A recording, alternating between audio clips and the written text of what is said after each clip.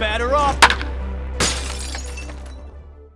Hello everybody, my name is Lazy Core and I'm going to be doing a Rising Storm commentary. Now this is a commentary for a lot of the new players that are trying to get into this game, or current players that are wanting to get better at the game.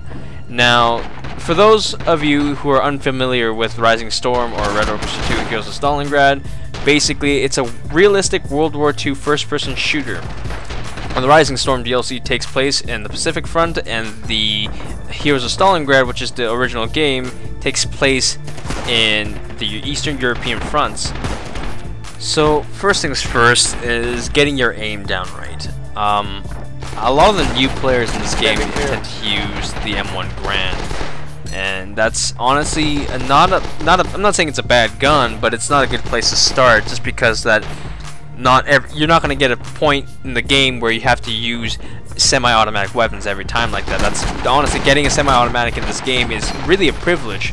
A lot of the factions will just have bolt-action rifles, and most likely, unless you pick a class that's not a rifleman, and most likely you will have to, especially if you join a game late or you have a very slow computer, you're gonna have that spot of, you know, squad leaders having fully automatic weapons. It's most likely going to be taken, and you're not gonna have that privilege of having that semi-automatic weapon.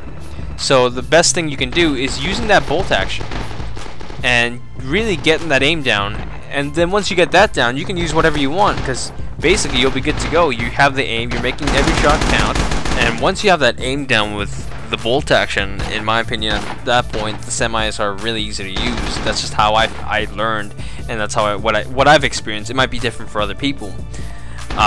So another thing I want to talk about is flanking your enemy, and that's really important because I see a lot of new players in this game that just run through the front, and that's basically just going to get you killed over and over again. That's not going to give you anything. It's not going to change any time unless you got your team already on the point.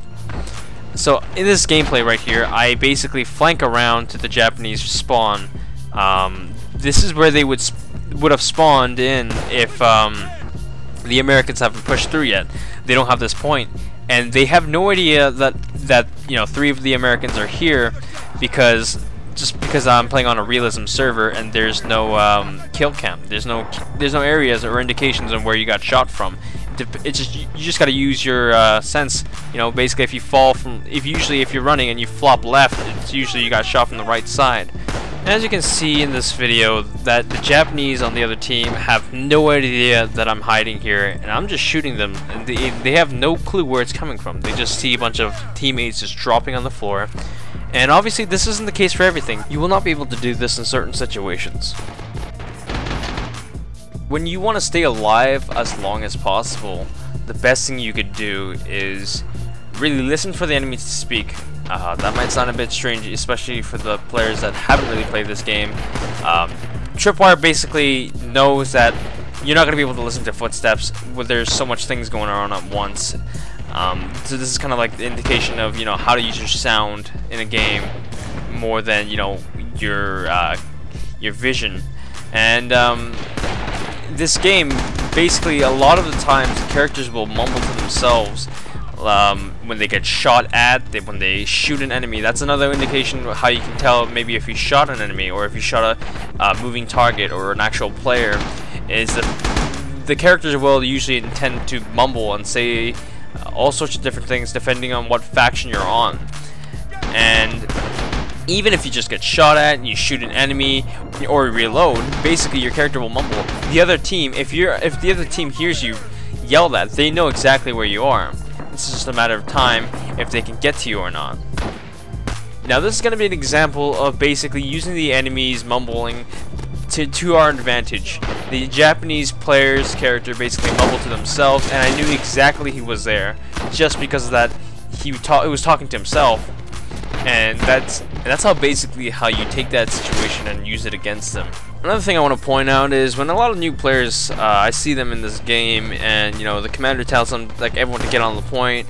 A lot of the new players, when they can be on the point, they usually sit outside of the point and shoot the enemy from that angle because they don't want to move, they don't want to get shot, they want to get kills.